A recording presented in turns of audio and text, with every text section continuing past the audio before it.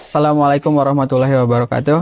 Sahabat Pintar Media, kembali lagi bersama saya di podcast Syiar Remaja Bahagia. Kali ini kita akan melanjutkan episode kedua. Jadi kita akan membahas apa yang sudah saya pertanyakan pada Al Ustadz Eko Budi Hartomo di episode pertama sebelumnya. Ustadz, bagaimana kabarnya Ustadz? Alhamdulillah. Alhamdulillah. Luar biasa. Allahu Akbar. Allahu Akbar. Masyaallah.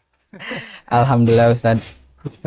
Jadi insya Allah Ustadz, di episode kedua ini kita akan melanjutkan pembahasan dari episode pertama kemarin.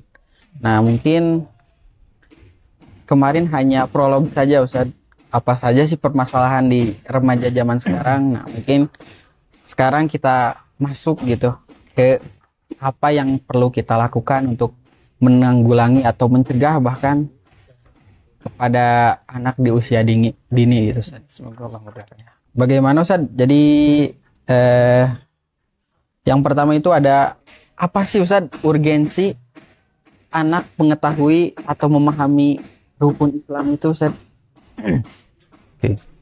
Rukun Islam yang pertama bagian dari inti ajaran Islam itu sendiri. Iya, betul.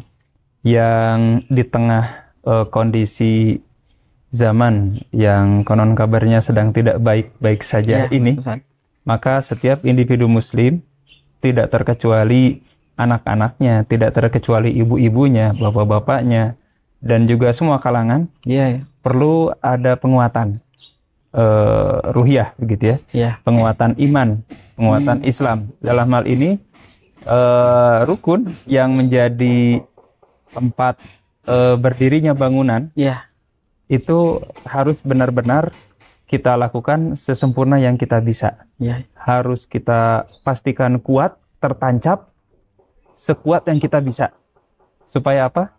Supaya ancaman, tantangan, dan juga godaan-godaan di zaman sekarang ini, dan juga di setiap zaman pada aslinya, ini bisa kita tetap berdiri tegak dengan prinsip, dan dengan ridho Allah, dan dengan penjagaan dan perlindungannya insya Allah. Jadi rukun Islam itu termasuk hal yang mendasar, basic gitu. Kalau di bangunan itu mungkin pondasinya begitu Ustaz? Ya. Begitu ya. Pondasinya akidah, kemudian bangunannya, rukunnya, tiang-tiangnya itu adalah terbentuk di rukun iman dan rukun Islam. Rukun iman lebih ke pondasi, sedangkan bangunannya sendiri itu ada di rukun Islam. Gitu.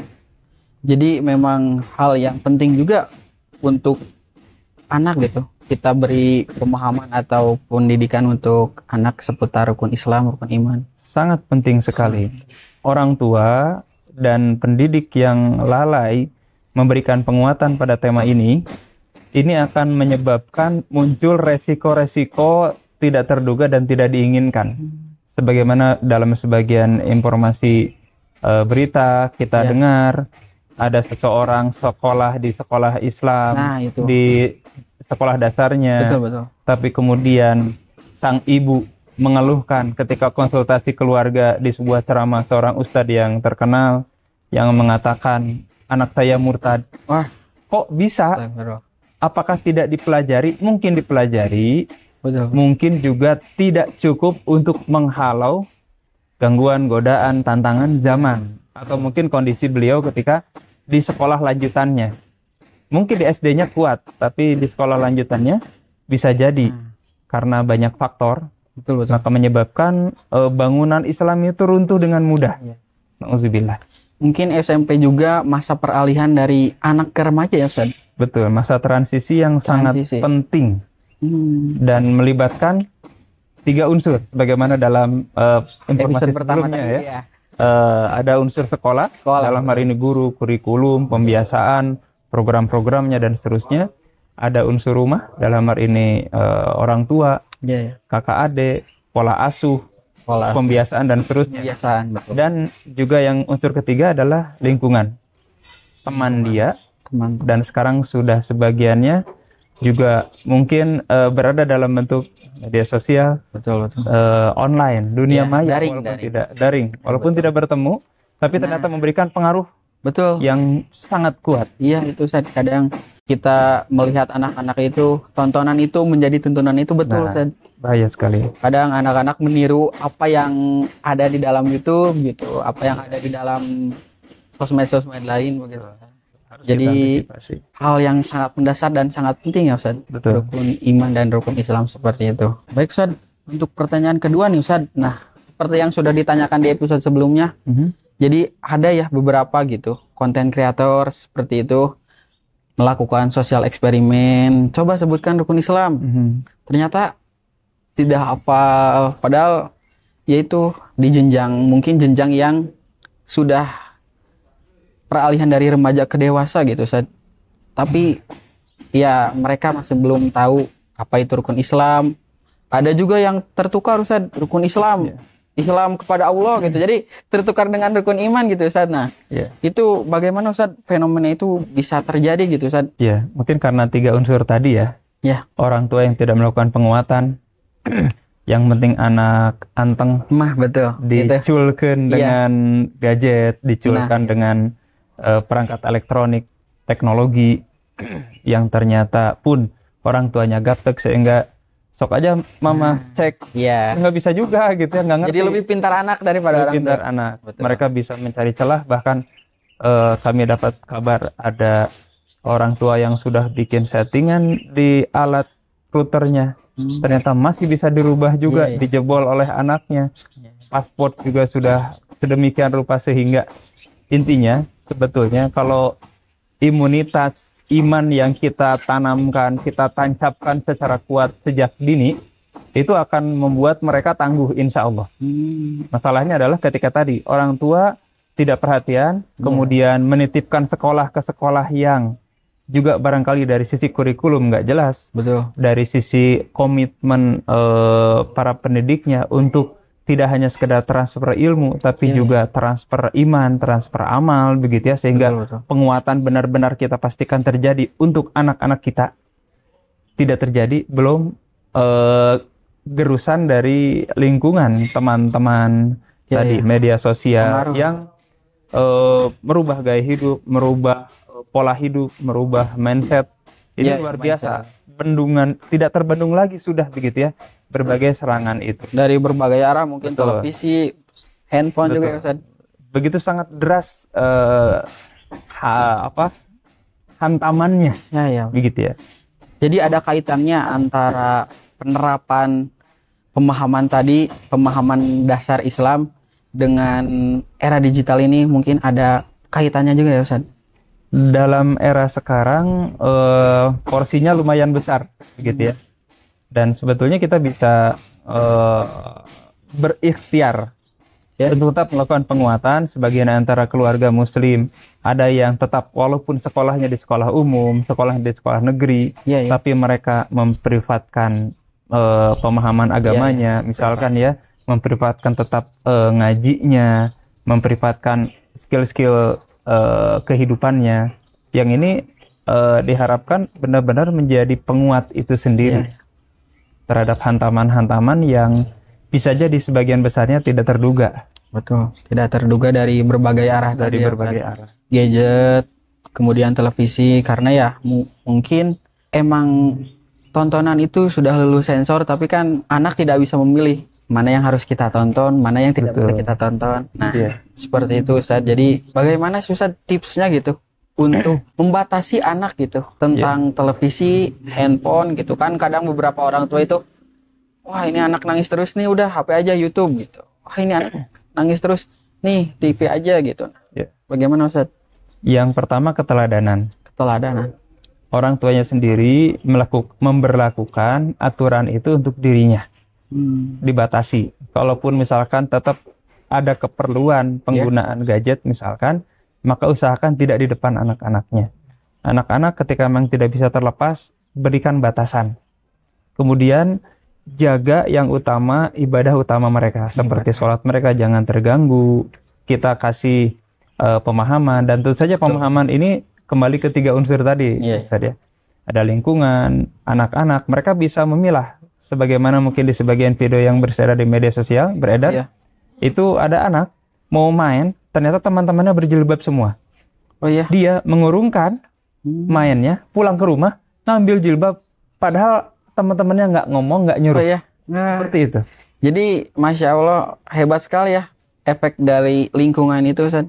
Betul. Pengaruhnya itu. Orang dari rumah orang tua sudah menanamkan sejak dini aturan menutup aurat. Ya. Maka tidak jarang kita temukan walau masih balita dan belum ada kewajiban menutup aurat kepada yang mahram, Ya, tapi betul. ketika mereka bertemu dengan tamu Ya. lelaki dewasa, misalkan bahkan lelaki, mereka akan bahkan sampai nangis ketika bertemu dan tidak menggunakan hijab. Auratnya terlihat, Ustaz. Aurat terlihat, padahal Betul. belum ada kewajiban Belum dan ada tidak hukum. kewajiban. Iya. Nah, di sekolah pun demikian. Kalau ternyata faktor-faktor keteladanan ini itu ada kekurangan dari sisi pemahaman, dari sisi penguatan, ya bayangkan mau gimana anak terdidik dan terdorong untuk memahami dengan baik masalah menutup Ya, aurat, betul. masalah sholat, ketika ternyata orang tuanya, ketika gurunya, ketika lingkungannya itu tidak mendukung. Jadi kalau bisa saya ambil kesimpulan, intinya dari poin ini tuh, Ustaz, keteladanan, Ustaz. Contoh begitu, Ustaz. Salah satu faktor Salah satu. terbesar yang disebutkan oleh Allah dalam Al-Quran Betul. tentang keteladanan pada Nabi kita tercinta Rasulullah Muhammad SAW, Sallallahu. pada Nabi kita tercinta Nabi Ibrahim alaihissalam, ya, Nabi bapaknya para Nabi. Ini kan disebut uswatun hasanah. Betul, uswatun hasanah. Dan kalau kita perhatikan, mungkin sedikit tambahan, perintah mengerjakan sholat Ya. yang diturunkan Allah kepada wa'mur ahlaka bis-shalah wastabir 'alaiha, ya, dalam satu ayat dijelaskan demikian. Ternyata Imam Syafi'i memahami bahwa tidaklah turun perintah menyuruh anak sholat, Ya. yang dalam sebagian riwayat disebutkan di usia 7 tahun, 7 tahun dan itu kan pembiasaan, ya, Betul. sampai 3 tahun, baru kalau tidak nurut dipukul usia 10. 10 Iya. tahun. Nah, ternyata perintah ini adalah berbarengan juga dengan perintah mengajarkan. Jadi nggak nyuruh aja, nggak pintar Betul, nyuruh. Oh, sholat kamu, tapi Nah. yang nyuruhnya nggak sholat. Ngaji Betul. kamu, tapi nggak ngaji. Ngapalin Quran, tapi nggak ngapalin Quran, misalkan. Maka keteladanan ini porsinya besar. Kadang ada beberapa orang tua seperti itu, Ustaz, kayak sholat kamu ke masjid kamu, padahal orang tuanya di rumah, terus ini pakai kerudung, padahal orang tuanya juga nggak pakai kerudung gitu, Ustaz. Ada juga beberapa contoh orang tua seperti itu. Iya, mungkin karena belum paham. Betul. Dan juga mungkin bagusnya kalau misalkan anaknya dititipkan di sebuah lembaga pendidikan yang berkurikulum bagi, gitu ya. Iya, iya. Pengajar-pengajar punya komitmen yang Iya. baik, punya disiplin yang baik, maka diharapkan ada program untuk orang tua Nah, supaya sinergi rumah, betul. sekolah, dan lingkungan teman-teman. Sehingga ini Jadi berkaitan 3 aspek tadi ya, Tad. sangat berkaitan Kalau erat. hanya sekolah saja berat juga sepertinya gitu. Betul, apalagi dari porsi waktu yang anak-anak berada, mereka banyaknya di mana? Lebih banyak di rumah. Maka sebetulnya Seperti kewajiban ini aslinya adalah kewajiban para orang tua. Betul, betul. Sekolah itu menjadi fasilitator, ya, Iya, iya. menjadi katakanlah pembantu, gitu ya. Betul. Terwujudnya keinginan orang tua. Orang tua tidak cukup hanya sekadar menitipkan hartanya, kemudian Iya. pangsolehkeunnya, Iya, gitu ya. Betul, betul, panghabiskeunnya, betul, betul. gitu ya. Ini Iya, iya. juga mungkin ada yang perlu diperbaiki. Betul, kadang orang tua udah merasa aman, nggak apa-apa, anak saya mah ada sekolah di ini, sekolah Islam terpadu atau pesantren ini. Terbaik Nah, di kota, di negara ini bisa iya. jadi. Tanpa memperhatikan itu, Ustaz, di rumah kadang mungkin ada beberapa anak nih pesantren, nah, kemudian pulang ke rumah, balik lagi ke handphone, balik lagi ke TV. Nah, nggak apa-apa, mumpung libur, nggak apa-apa, mumpung di rumah. Nah, seperti Iya. itu, Ustaz, banyaknya orang tua itu ya. Ya, semoga Allah berhidayah seluruh Iya. para orang tua, Amin, kaum muslimin dan anak-anak, semoga Allah jaga amin. dan Allah soleh-solehkan insyaallah.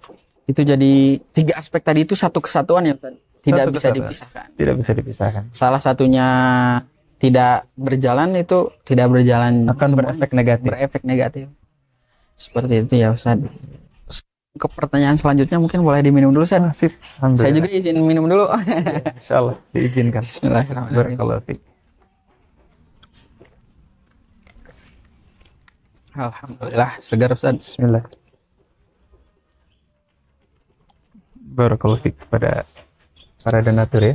Amin, amin wa iyyakum. Terima kasih pada para donatur juga yang telah mendukung program-program kami juga. Kebetulan ini juga Ustadz, aduh maaf ini tampilannya seperti ini. Kebetulan ini kita sedang berada di Pondok Pintar Ustadz. Insya Allah anak-anak SMP homeschooling pintar itu akan mukimnya juga di sini gitu Ustadz. Barakallah. Insya Allah. Mohon doanya juga kepada para donatur, pada pemirsa agar segera terselesaikan pembangunan pondok ini. Akan muncul bibit-bibit pemimpin dan ulama dari sini. Amin. Insya Allah. Baik Ustadz, lanjut pertanyaan selanjutnya Ustadz. Insya Allah. Kemudian yang menarik Ustadz, bagaimana cara memberi pemahaman kepada anak tentang hal mendasar seperti rukun Islam, rukun iman di era digital. Ustadz, apakah perlu kita langsung turun tangan gitu? Rukun Islam itu ada 5, rukun iman itu ada 6 gitu. Hafalkan atau lihat aja di YouTube nih ada nih tentang rukun Islam. Bagaimana Ustaz bagusnya? Keteladanan tidak bisa dipisahkan. Nah, ya itu bisa pasti ya. Jangan-jangan ketika anak berbalik bertanya, emang ayah hafal gitu? Kalau nggak hafal itu sesuatu banget, begitu ya. Selain keteladanan, pemahaman dimulai dari para pendidik, orang tua diantaranya, lingkungan juga kita pilihkan ya. Juga memang tidak ada salah sebetulnya memanfaatkan teknologi. Betul. YouTube diarahkan. Kami mendengar ada seorang anak SD terpencil, tidak ada kursus, tidak ada bimbel, beliau lancar berbahasa Inggris. Wah, modalnya adalah memanfaatkan YouTube untuk belajar, bukan untuk menikmati konten kreator produksinya konten kreator yang kadang-kadang bernuansa duniawi, bernuansa hobi yang tidak sedikit sebagiannya tidak mendidik. Maka yang penting tanamkan pemahaman, kemudian buat atau bentuk bina komunikasi yang baik, orang tua dengan anak, guru dengan murid, begitu ya. Kemudian lingkungan, kemudian bisa tadi pakai YouTube gitu. YouTube ada nih gitu ya, rukun iman. Nanti kalau ada pertanyaan tanyakan ayah gitu ya. Tanyakan bunda gitu. Ini kan muncul komunikasi, intinya kebersamaan, pola asuh gitu ya. Ini juga penting sekali. Berarti tidak juga anak harus tidak boleh banget nih handphone, tidak boleh banget nih TV. Apa enggak juga. Ada waktunya juga ya Ustaz? Batasi. Jadi cara membatasi itu Ustaz bagaimana? Memang tidak langsung lewat aturan. Aturan itu perlu sosialisasi. Betul. Sosialisasinya bisa dibentuk dengan komunikasi. Komunikasi harus dilanjutkan dengan aksi. Karena ada aksi-aksinya ya. Betul. Nah, jadi misalkan setelah kita menanamkan pemahaman yang baik kepada anak, kita bikin komitmen bersama, kita bikin ketegasan bersama ya, aturan bersama. Seperti misalkan terdengar azan, gadget berhenti semuanya. Taati semuanya. Walaupun itu kadang-kadang orang tuanya juga gitu. Jadi Allah Akbar. Oke, bunda juga simpan. Ayah juga sudah tidak menggunakan yang lagi gitu ya. Dan kita kan sepakat yuk kita bersama-sama meraih ridha Allah gitu ya. Betul. Dengan berangkat bersama-sama. Ayahnya sudah terlihat memang ke tempat wudhu gitu ya. Bundanya juga ke tempat wudhu, walaupun bunda mungkin sholatnya di rumah bersama putri-putrinya misalkan gitu ya. Ini di sekolah pun demikian. Guru rapat, anak-anak dikasih tugas. Allahu Akbar. Adzan tiba. Yang rapat nggak keluar-keluar. Itu anaknya. Nah ini juga sinergitas antara 3 unsur tadi. Bayangkan Ustaz, ada seseorang berteman dengan 10 orang. Dari 10 orang itu 8 orangnya mereka menjaga sholat 5 waktu. 1 orang enggak. Nah kita ketika berteman dengan mereka terpengaruh dengan yang satu atau terpengaruh dengan yang mayoritas? Betul Ustaz. Auto itu. Auto. Nah, lingkungan itulah yang kita harapkan memang berada dalam lingkungan anak-anak kita supaya mereka yang kita harapkan enggak hanya sekadar selamat dunia tapi juga selamat akhiratnya, bersama-sama masuk surga. Insyaallah. Menarik nih Ustaz tentang lingkungan. Ada beberapa contoh nih Ustaz kasus ini. Jadi anak itu pergi pesantren. Nah, kemudian lingkungan rumahnya itu ya tidak disebut tidak baik juga, mungkin ya sholat terlambat gitulah, atau mungkin ya kadang ada lupanya tidak sholat. Nah, kemudian waktu kembali lagi ke rumah itu, anak itu, udah, saya emang gak mau main lagi sama ini, gak pernah sholat. Nah, kemudian teman-temannya itu jadi punya stigma jelek gitu ke dia, itu jadi kayak, ternyata jadi masuk pesantren itu jadi nggak mau bergaul sama kita gitu, jadi sok suci atau bagaimana gitu, Ustaz. Nah, bagaimana itu, Ustaz, jadi tanggapannya atau ya cara kita menghadapi lingkungan seperti itu kan? Kalau seperti itu jatuhnya ke anak juga, jadi bully juga kan, jadi kayak ini mah sombong nih, semenjak pesantren nggak mau main sama kita lagi gitu. Seperti itu, Ustaz. Ya, memang perlu ada penguatan. Ya. Perbaikan komunikasi orang tua, mungkin pendidik gitu ya, kakak asuh kah, kakak asrama kah, kemudian kakak tingkat ya, lingkungan di sekolah, di rumah ya, dan di lingkungan di komunitas. Setidaknya kita sama sekali ketika bikin aturan, ketika menyepakati aturan itu tidak mengatakan nggak boleh gadget, tidak mengatakan nggak boleh gaul. Gaul silahkan, nggak masalah. Allahu Akbar, saya izin sholat ya. Iya. Itu yang minimal. Kalau yang rada maksimalnya, kita ajak teman-teman. Betul. Teman-teman, ngapain sih kita gini terus? Nah, azan tiba, ayo kita ke masjid yuk. Masjidnya nyaman, wudunya enak. Wah, ada snack lagi misalkan. Betul. Ya, untuk pancingan awal kan. Iya. Bener gitu. Iya. Wah, asik tuh kalau gitu. Betul. Bayangkan, kalau kita bisa mewarnai, kita bisa mengarahkan anak untuk mewarnai teman-temannya. Kenapa tidak? Bagian dari dakwah Islam. Jadi bermain kita tidak halangi. Ketika berteman dengan orang yang belum berjilbab, anak kita misalkan yang putri, anak kita tetaplah berjilbab. Kuatkan dengan jilbabnya, dan kemudian dorong untuk apa? Yang tidak berjilbab secara perlahan. Ya.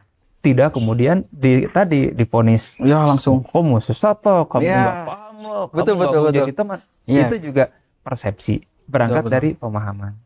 Maka kembali ke 3 unsur tadi. Kembali lagi ya. Dikuatkan di lingkungan, dikuatkan di sekolah, dikuatkan di bahkan jago IT gitu.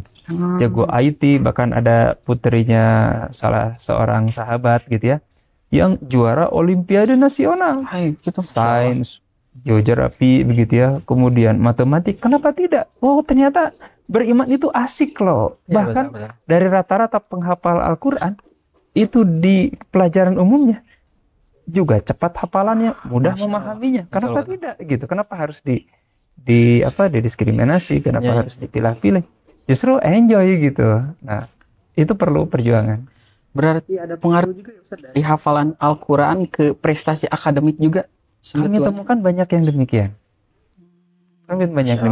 Bayangkan Al-Quran aja, kata mungkin di proses sebelumnya begitu ya. Saudara muda kita, Humam begitu ya. Betul. Itu bayangkan 30 juz saja, 114 surat, 604 halaman, 15 baris setiap halamannya, 6.000 ayat, 30 juz, 6.200 sekian ayat, bisa dihafal dengan baik. Bahkan ada beberapa yang Allah berikan kemudahan dan berkah dengan cara apa?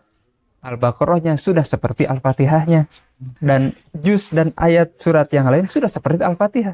Bayangkan, kok bisa sedangkan di agama yang lain kita belum pernah menemukan. Bahkan walau hanya hafal 1 ayat. Iya, jarang sekali. Ustaz. Bukan kita bermaksud tidak baik, betul. Hanya saja ini bagian dari kemuliaan, kemujizatan Al-Quran itu sendiri. Kebanggaan kita juga terhadap kebanggaan kita juga, betul.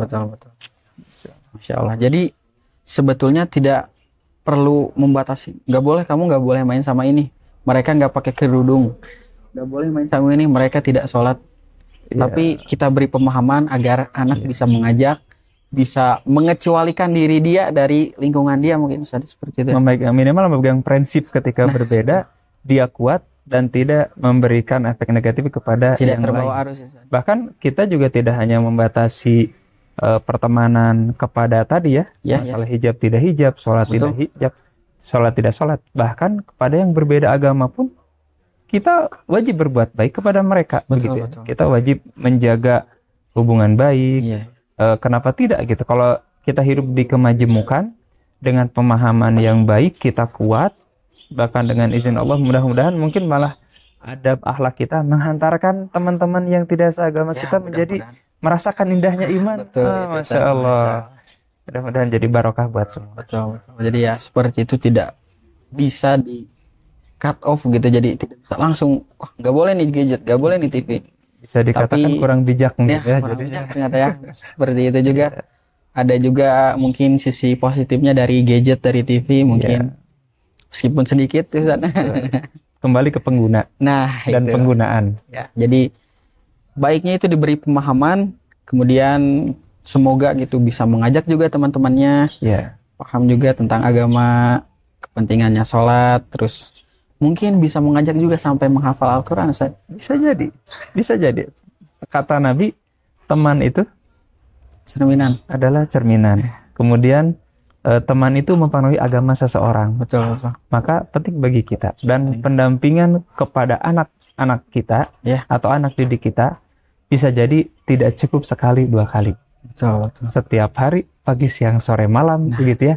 Maka ini perlu kesabaran tingkat tinggi, Betul, betul. perlu perjuangan, pengorbanan tingkat tinggi, Ya, ya.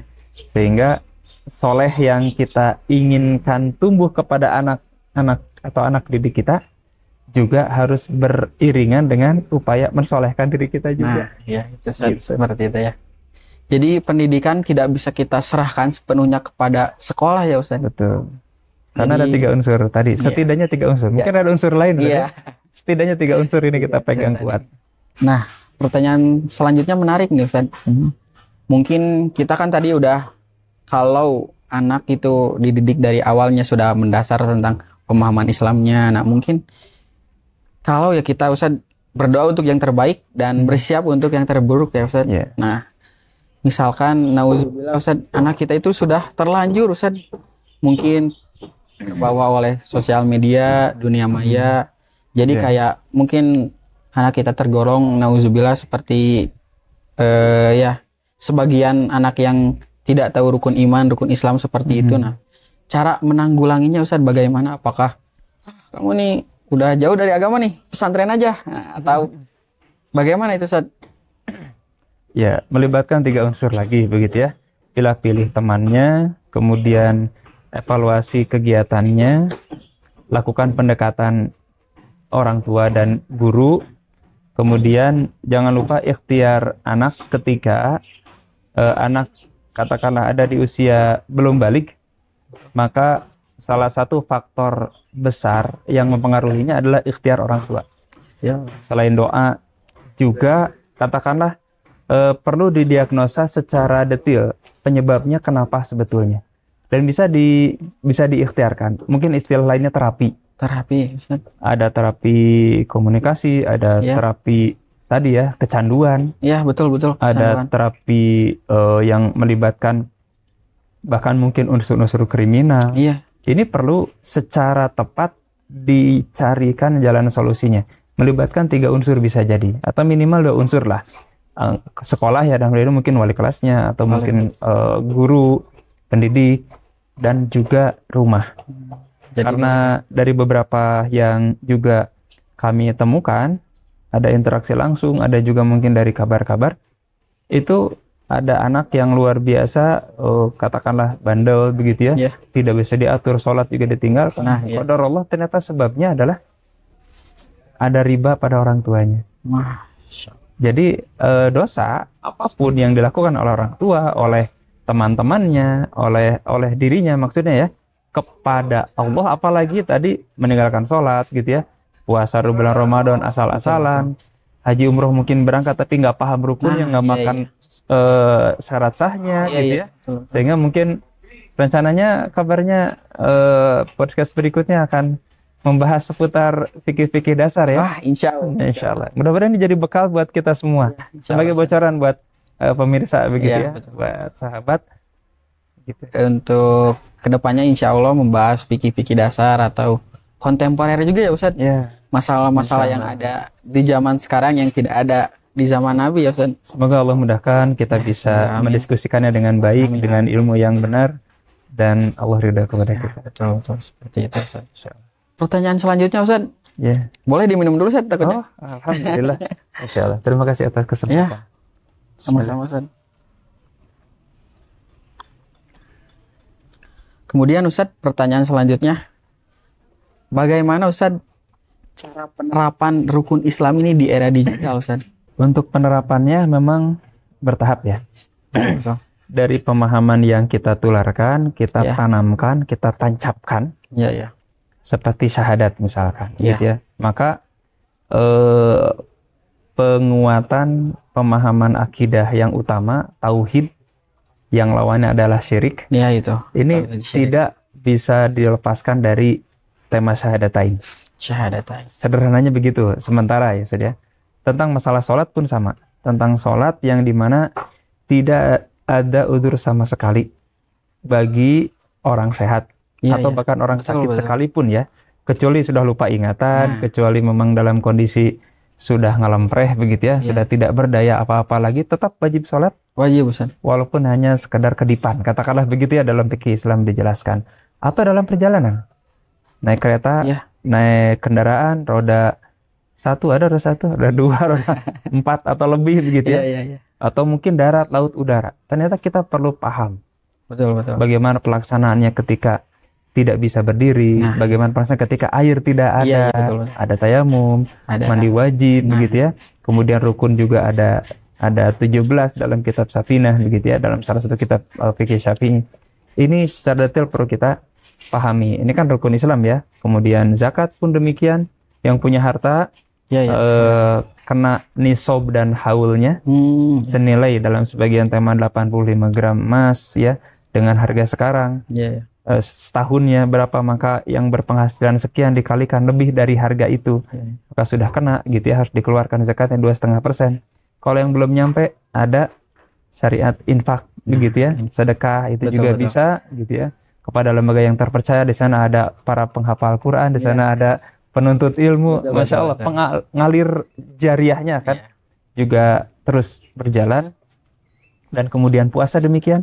Puasa pun ternyata tidak jarang kita temukan sebagian di antara kaum muslimin puasa mah puasa, nggak makan, nggak minum, tapi masih suka ngomongin orang, masih suka melihat yang tidak layak, masih suka berpikir yang tidak layak, masih suka melakukan hakikat yang tidak layak, tidak ada perbaikan sholatnya, tidak ada perbaikan, maka kualitas syahadat kita, kualitas sholat kita, kualitas zakat kita, kualitas puasa kita, demikian pula haji kita dan umroh begitu ya. Dalam hal ini ada tema umroh di situ ya. Betul. Maka ini pun perlu benar-benar dipahami. Sayang Ustaz, 100.000 kali ketika kita sholat di Masjidil Haram yang ada Ka'bahnya, kita bisa dapatkan ternyata bisa jadi 0 besar.